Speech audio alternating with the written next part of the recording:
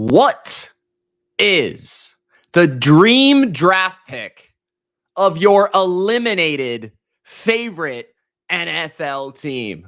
What's going on, football fans?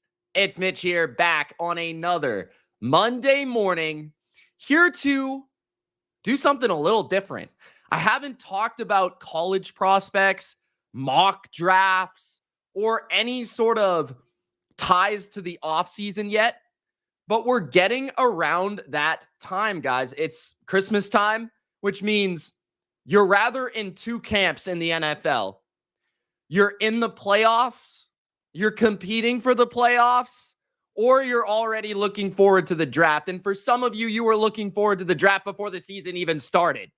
Welcome, Pats Nation, right? Join me in the chat. Let me know, guys, who you would want in the draft. Or at the very least, if your favorite team is sitting with a top 10 draft pick, what position do you want to see drafted by your favorite team? So let's get started. How this is going to work, it's not necessarily a mock draft. It's the dream draft pick that your team could select, potentially, if you get a good roll of the dice, right? So there will be repeats on this list.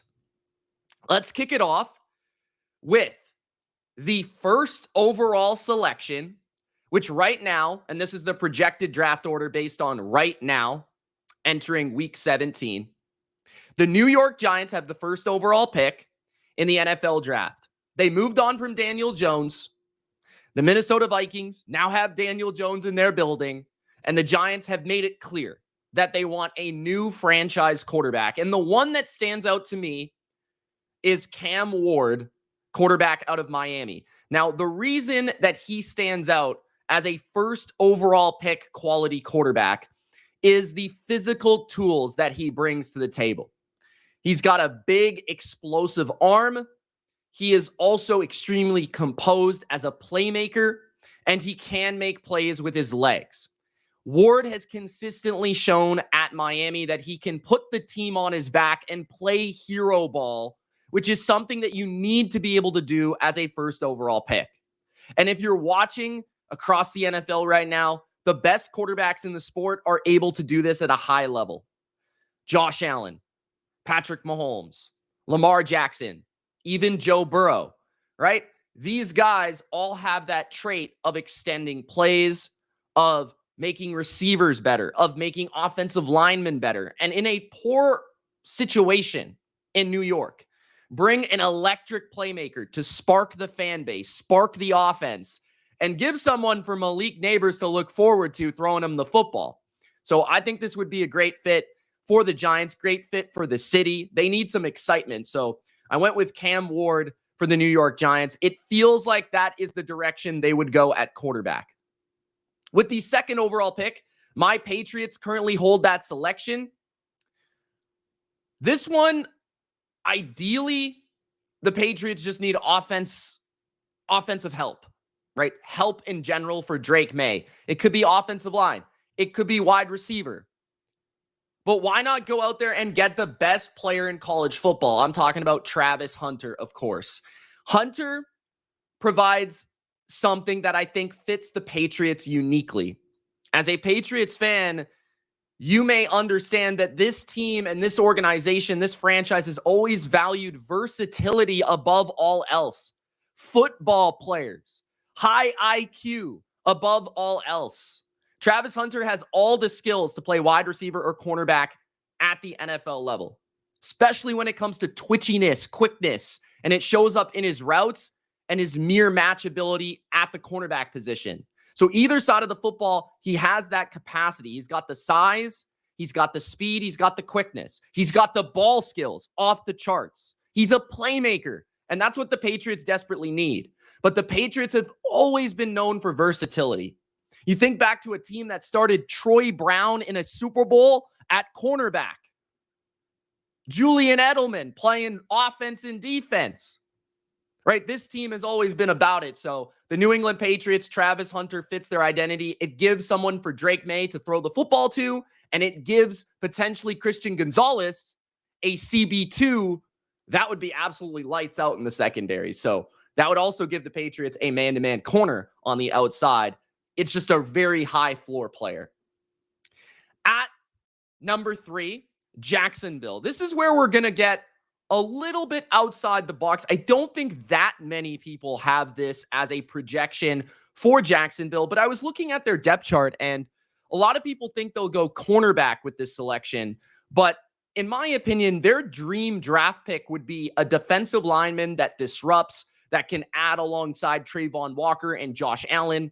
And when you think about their franchise and who their general manager is and how they like to build their team, it makes the most sense for them to go with somebody like Mason Graham out of Michigan, defensive tackle, interior defensive lineman. 6'3", right? 320, really possesses all the skills of a modern 3-tech. Think of like a Quinnen Williams type of prospect in terms of the well-rounded nature of the game, the strength, the power, the quickness. And I think what stands out with Graham is his ability to be just quick at the point of attack.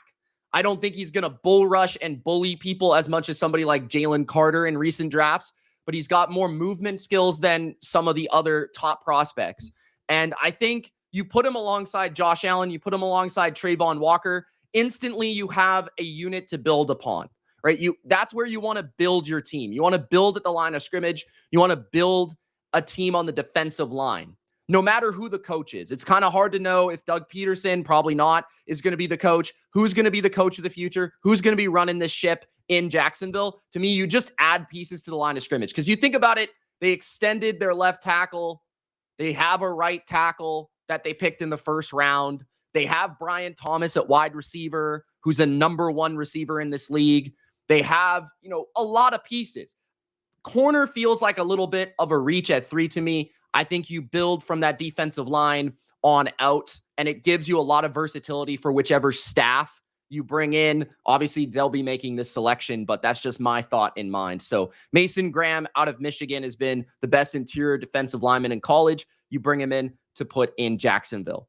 The 4th overall pick, this one is definitely a spot where I could have went with Tennessee, going with a quarterback.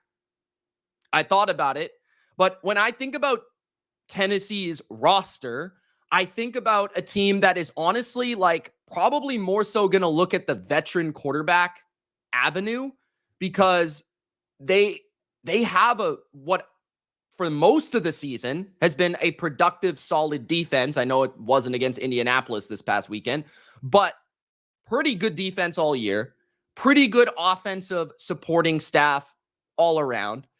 They kind of have built their team to add a veteran quarterback. So I wanted to fulfill their offensive line. You think about this team, they drafted an offensive lineman in the first round the last 2 seasons. Skoronski, Latham. Now you add Banks Jr. out of Texas. You bring in the Longhorn to fulfill that rest of your offensive line. And just as I did with Jacksonville in the AFC South, you build the foundation of the line of scrimmage, right? You think about the best Titans teams we've ever seen, the late seasons with Mike Vrabel recently running the football, having great offensive lines. You think of the team with McNair. You think of the team with Chris Johnson. All these teams had great offensive linemen. They were built up front. And to me, the Titans, they are one piece away from potentially having an offensive line of the future that could be dominant.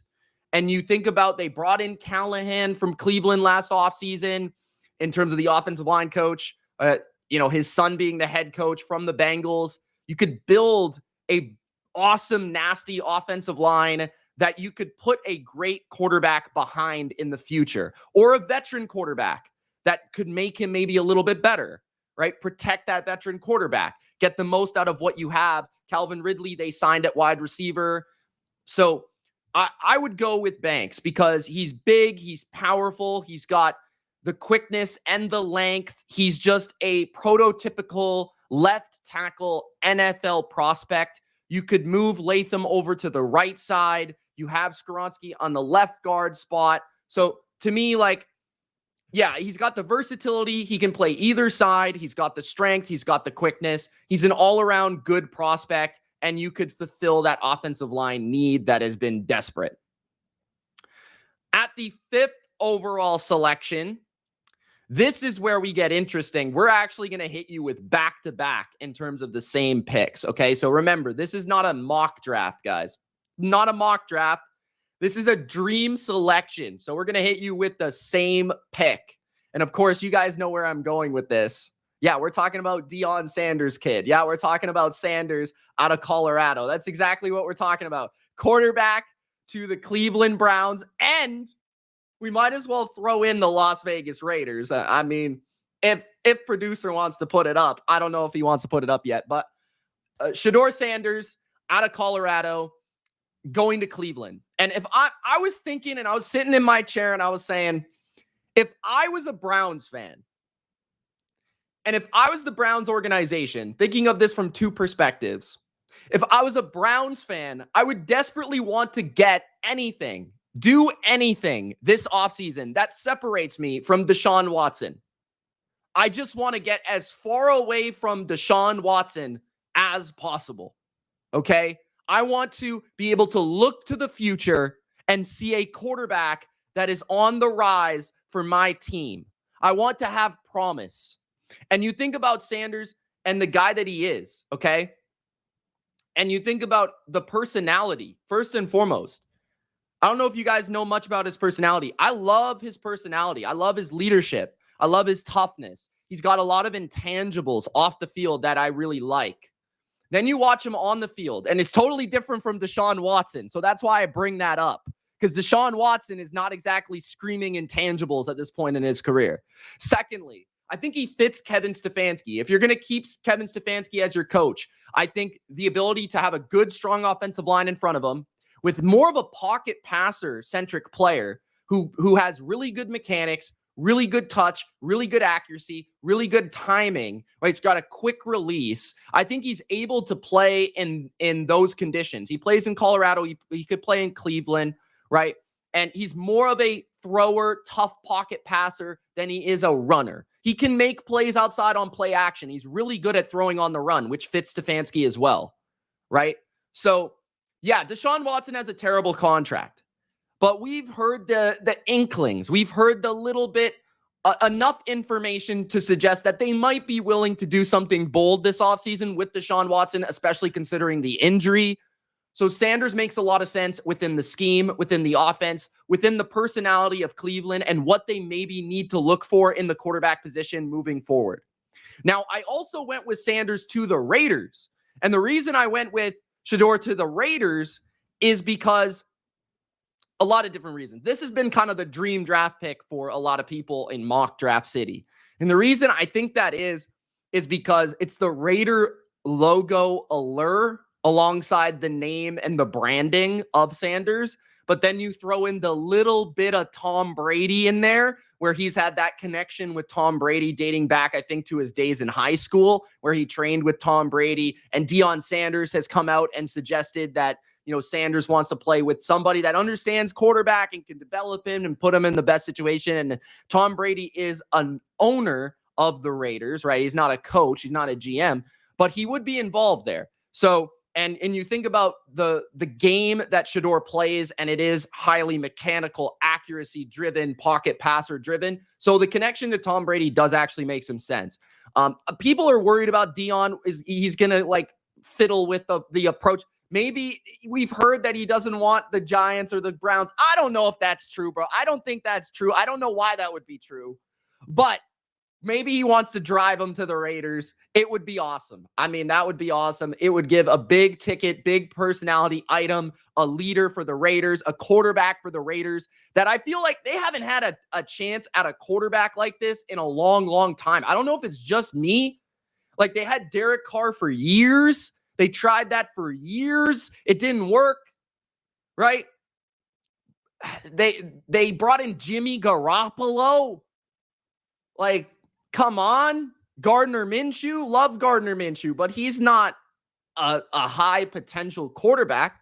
Come on, bro. So I like the fit too. You got Brock Bowers there. You got a solid enough offensive line. They drafted a center last year. You've got Colton Miller at left tackle. You have enough foundational pieces on the offense. Jacoby Myers is a reliable option at wide receiver. You'd still have to build around him. But the best thing about taking a quarterback if you're the Raiders is you appease Max Crosby to a certain degree too. Like you get the team invested for the future, because right now the Raiders seem lost. And by taking a quarterback, especially with the allure and the aura of Sanders, you could potentially bring your team back into, let's focus up, let's go ahead with the future of the Raiders, and let's move on from whatever that was the last couple of years, no matter who the coach is. All right, let's move on to number 7. The 7th overall pick is the Carolina Panthers right now. Abdul Carter, edge out of Penn State, would be the selection for me. And personally, I think the dream selection for the Panthers. They're not going to go quarterback because Bryce Young has shown enough flashes as of late to prove that they shouldn't go that direction, and they're going to be willing to give him more time. I know that earlier in the season, it appeared that the Panthers were going to be desperate for a quarterback in the future because Bryce was that bad.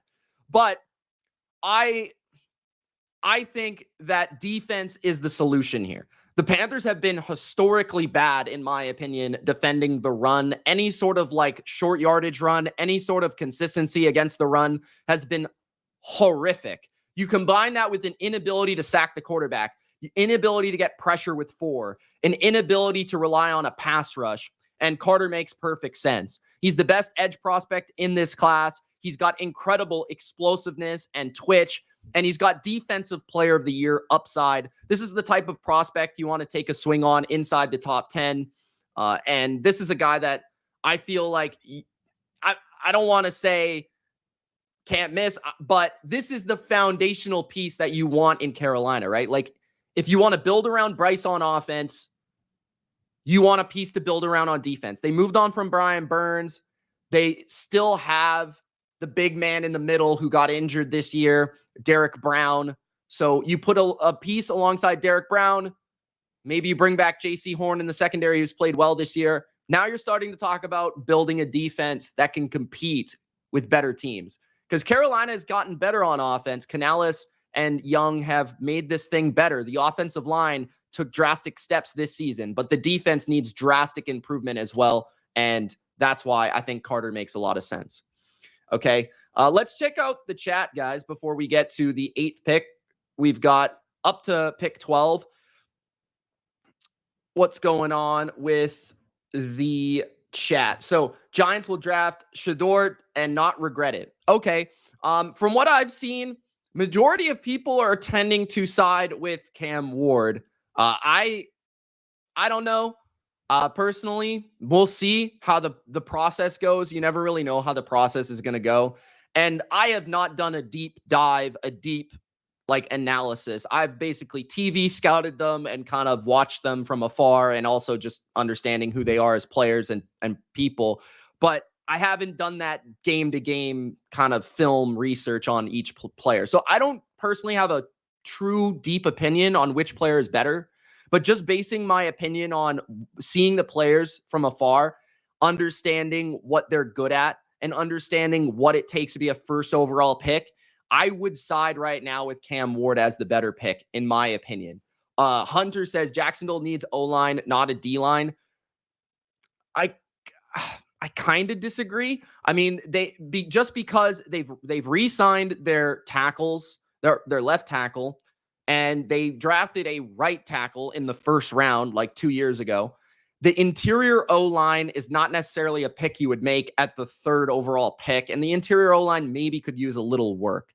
But I've seen people throw out corner for them, but again, they need a D tackle. If you guys look at their depth chart, they need a D tackle. None of their D tackles are necessarily above average. So I definitely feel like a great 3 tech is something that's really hard to find in the NFL. It's extremely undervalued. So I think a great 3 tech is the move.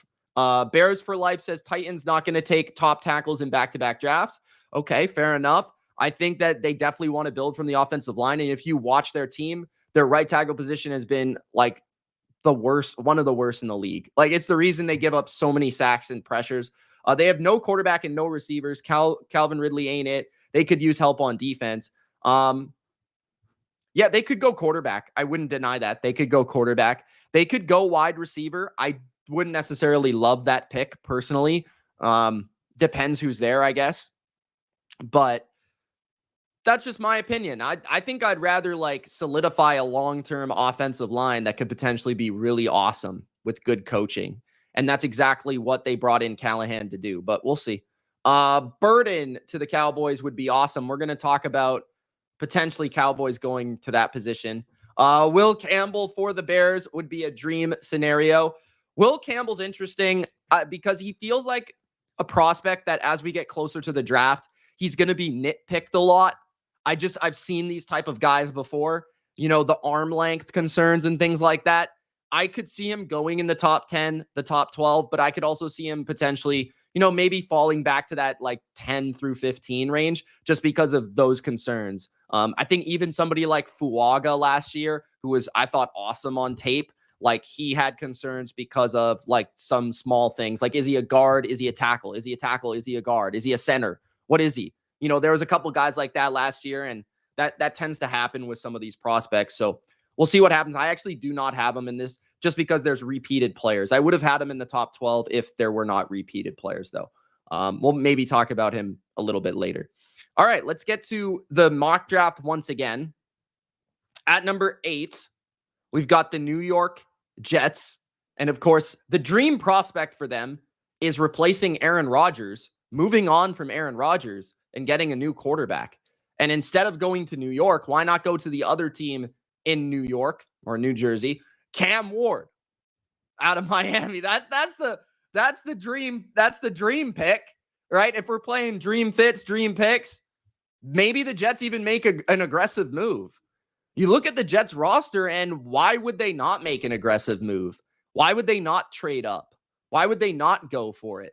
You know, because I'm looking at the Jets right now and I'm saying Devontae Adams, I'm pretty sure, is a free agent at the end of this year. Garrett Wilson, yeah, there's something going on with him in terms of the contract. But if you make a move for a quarterback, would he still be upset? I'm not sure. Right? So is wide receiver the biggest need? I don't necessarily know. Could they go offensive line if they're stuck at 8? Yeah, definitely, because they've got Tyron Smith and Morgan Moses, who are older players, right? And they could be gone. But why not make a big strike? Your defense on paper is really awesome, and it's going to get healthier next year. On paper, it needs coaching. That's for sure. It needs coaching. And even at times this year, it's been very competitive. Offensively, you need coaching. Again, you need some coaching. You need a little creative flair. Sure, you might need an offensive tackle or a wide receiver or whatever, but you bring in an electric quarterback, that gives you promise for the future. It turns around this whole idea of the Jets turning back into the Jets really quickly. You bring in an explosive playmaker at quarterback who has the demeanor, the composure, both on and off the field to lead a franchise. You turn that Aaron Rodgers fiasco right around. Okay, so that's why I went with Cam Ward at number 8. At number 9, the Chicago Bears are an interesting team because obviously they're not going to pick a quarterback. They have Caleb Williams. He is the future of the team, at least they hope. The wide receiver position is pretty well stocked. So wide receiver doesn't make sense. The secondary, I think, is very good. There are 2 holes on this team, the line of scrimmage, right? Ryan Poles, I think, has done a disgusting job at building this team in a Chicago image in terms of building the line of scrimmage, building the strength of the offensive line and the defensive line. And as of late, the defensive line has been catastrophic. They cannot stop the run whatsoever. And in a division where you play Josh Jacobs and the Packers, heavy running team, Detroit and the Lions, heavy running team, if you ever hope to beat these teams, you have to pick a defensive lineman, in my opinion. So I went with Mason Graham out of Michigan, who would be a dream selection because he would fulfill a position that they don't have a stud at. They've got Montez Sweat, who's close to a stud at the edge position. And Mason Graham could be a stud at defensive tackle. And this was, I think, the flaw of the way they built this team under Matt Eberflus's image. Because Matt Eberflus is a 4-man rush defense. 4-man rush, Seattle scheme type of defense. Don't want to blitz too much, right? Want to play fundamentally sound, want to get after the quarterback with 4. And I think the biggest mistake they made with Eberflus was they didn't give him enough resources at the defensive line. And right now, they're struggling to stop the run. They can't defend the run. They can't plug the holes. Jahmyr Gibbs did whatever he wanted. You know, a bunch of these teams down the stretch have done whatever they wanted on the ground. Now, could you go offensive line here? Definitely.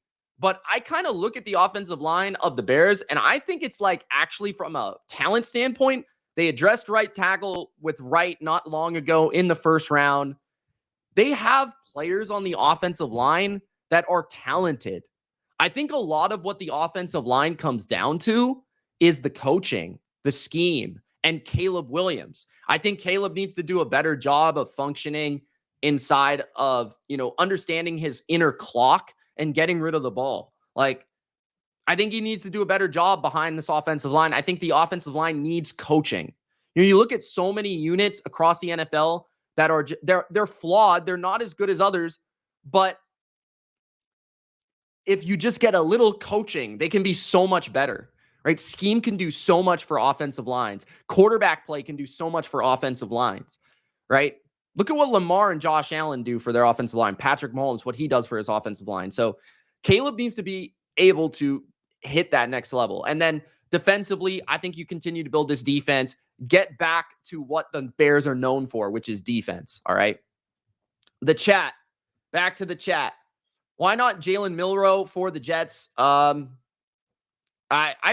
personally am, from what I've seen, I personally think he's just a flawed quarterback. Very, very athletic. I just don't see how his game, at least right now, again, guys, I have not done the in-depth film analysis. Right now, I do not see how his game as a passer, especially, and as a player, consistently accurate, makes his way to an elite level in the NFL. Maybe. But I just don't see how an NFL team would view him as a top 10 prospect.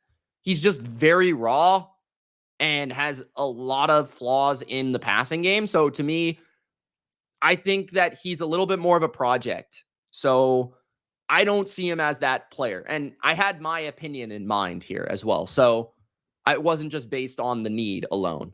And I went with the dream pick, right? And the dream pick, in my opinion, is a player that is more refined.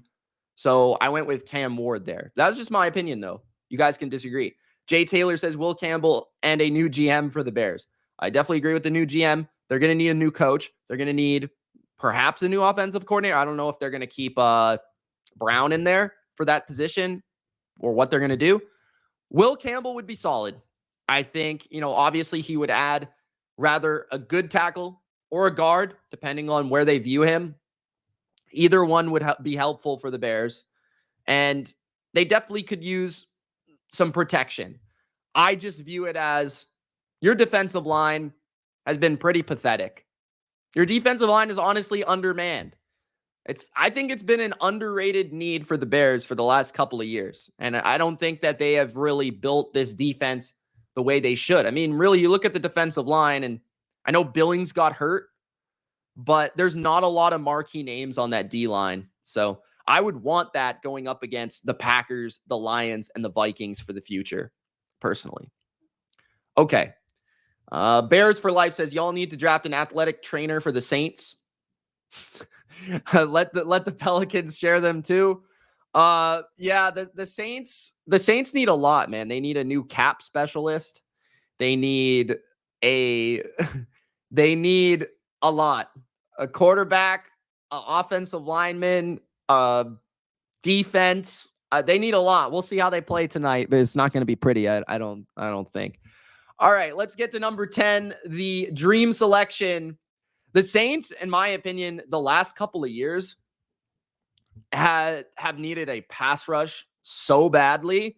So obviously the dream pick is Abdul Carter. As we talked about with Carolina, the best pass rusher, the best edge rusher in this class. I think that he would be an absolute dream pick. Cameron Jordan's going to retire eventually, right? Brian Brzee has brought some spark to the pass rush. I like Carl Granderson, but he's not a number one pass rusher, right? He's not a number one guy. He's a good 2, in my opinion, but they need a pass rush like really bad. And the thing that I think about in New Orleans is if you have a pass rush with this team, it's a dome, it's a loud environment. When teams go on the road to this place and they have to play a pass rusher like this guy, your offensive line, all of a sudden they're false startings, all the time, right? Like they're constantly thinking about having to block this guy. Like just you have to think about with these draft picks, you have to think about a player that not only fits the team need, but also fits the design of the team. When you think about the Saints, what should the Saints be? Think about the best Saints teams, the Drew Brees, Sean Payton era. High-flying offense, could dissect you through the passing game, made sense. They never played outdoors that often. They played indoors. You think about a team that could rush the quarterback. You think about great pass rushers, and you think about an opportunistic secondary. It's exactly how you should build your team if you're the Saints. And you get a guy like Carter in here who can just be an absolute man on a mission getting after a quarterback. So I would definitely think that would be the dream pick for them because I don't think they're going to be able to go for, a quarterback. I think Derek Carr has played well enough to where they would give him a little bit more time with this team, considering all that has happened around him this season. And they probably don't have the cap space as well. Thinking about, dream scenario, how would this actually make sense? With the quarterback situation, we kind of got to commit to Derek Carr right now. Like it's kind of what we got to do just for the short term. At number 11, San Francisco 49ers. This team's obviously difficult because they've had so many injuries this year. Some people may say, hey, let's move on from Brock Purdy.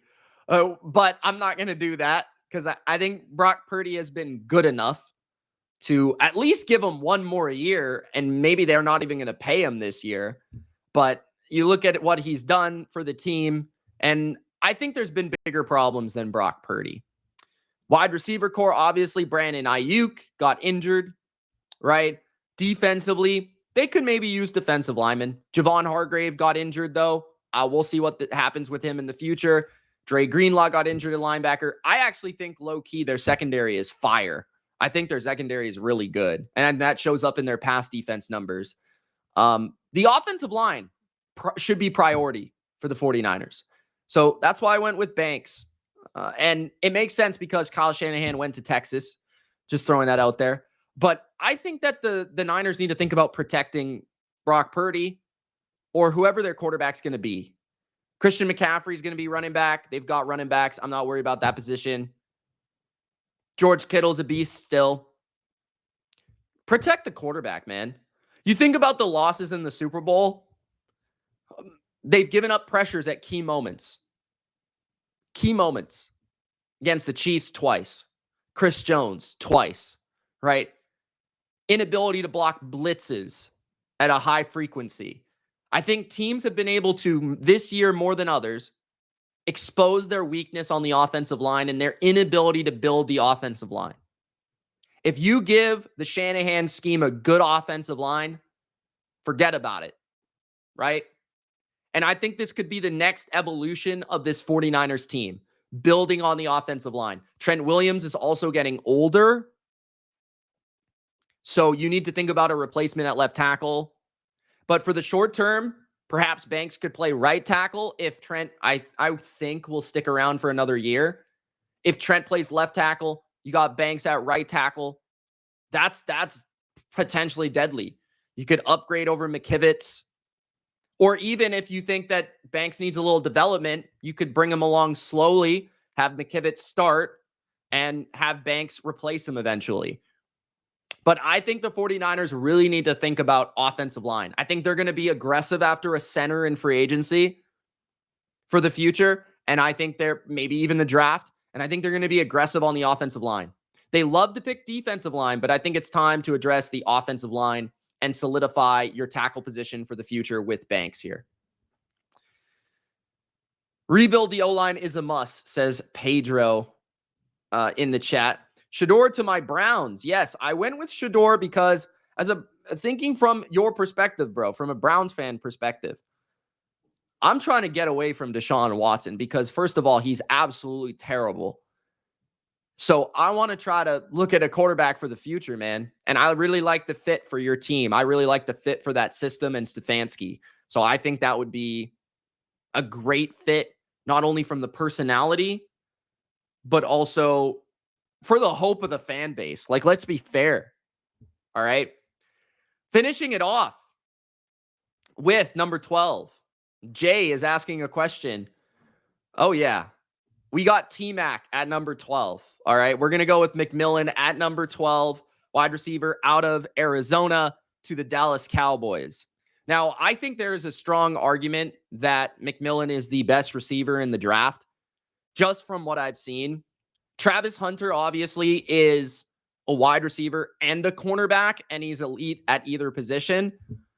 But McMillan could be the most pure X receiver in the draft. I mean, he's huge. He's like 6'5". He's fast. He runs by people. He is more explosive than you would think. And he's got phenomenal hands, great catch radius. This is a guy that Dak Prescott and the Cowboys would definitely covet. You have CeeDee Lamb, who's obviously amazing, but you don't have great receivers otherwise. You think about the Cowboys playmaker depth chart. There are far too many plays that are going to Robert Turpin, Jalen Tolberts of the world, right? There's not a lot of explosiveness on this offense. Rico Dowdle's your running back. He's mid. He's fine. He's actually been better than expected, but he's mid, right? Brandon Cooks is old. Maybe you keep him around, but he could be better as a wide receiver 3, right? McMillan, you make him your priority as a outside wide receiver. You can then move around CeeDee Lamb. CeeDee Lamb's great in the slot. So that would actually build your offense to a great degree and maximize Dak Prescott, who you've paid so much money. Your offensive line already has young assets on it at left tackle, at center. So you've already spent enough capital on the offensive line lately for me to believe that you could build from the rest of the draft or the depth of the draft. So I just think having two awesome receivers like this could just takes a team to a different level. It's just so much easier to play quarterback, right? You see the most explosive offenses we've ever seen, like in the history of the game. You think about the game right now and how receivers are making that impact. You think about a team that plays in a dome a lot of the time. What you need there is explosiveness, electricity in the offense. You need pass rush on defense. And I think you bring in McMillan, that's exactly what you need. So big play wide receiver that opens up the rest of your offense. That's in my opinion what they need. Genty, I wouldn't pick a running back. I just don't think that a running back would make the difference for this team. I think that Rico Dowdle is fine. Maybe you add a veteran running back to support him because Zeke is not it. Or maybe a third round pick or a fourth round pick at running back, something like that. But if you get another great receiver with CeeDee Lamb, they're always open. They're always open. Okay, so that would make Dak MVP level quarterback right there. Defensively, I think that Dallas is solid defensively. They have a good foundation, right? They have Bland and Diggs at corner. Their safeties are fine. Hopefully Overshown can come back at linebacker, but he was awesome. He's hurt though. That sucks. Linebacker could use some work, but there's not like a top linebacker prospect in this draft to be like a top 12 pick. And then the defensive line, Odighizuwa, obviously Micah Parsons. We'll see what happens with DeMarcus Lawrence. But you've got enough on the D-line. You've got a foundation. I think you could add some veteran pieces, some later picks. So wide receiver to me just takes this team to a different level. That's what I'm thinking of, man. The Eagles got Devontae Smith and they've got A.J. Brown. Think about CeeDee Lamb and T-Mac. CD and T-Mac, bro. Come on. All right. That is it for the dream draft picks of each of the eliminated teams. The Dallas Cowboys, technically, I don't think actually have the 12th pick. I think it's actually Miami, but everybody is at the same spot. Just to throw Miami out there, I would probably go with offensive line. Will Campbell, somebody like that. If I was the Dolphins, I think I would try to protect Tua and build the offensive line in the run game as well, because they've been very flawed on the offensive line running the ball. So yeah. Who is throwing the ball to T-Mac and CD? Dak Prescott. Whether you like it or not, it will be Dak Prescott. Dakota Prescott, number 4 on the field, number 1 in your hearts. All right. That is it, guys. Thank you so much for watching. It's Mitch. It's been Monday morning reaction. Hope you enjoyed. If you did, give me a follow here on the BR app. Don't forget to subscribe over on YouTube, The Bottom Line View, for all NFL analysis all the time, all 32 teams. And I'll see you next week. Peace, guys. Thanks for watching.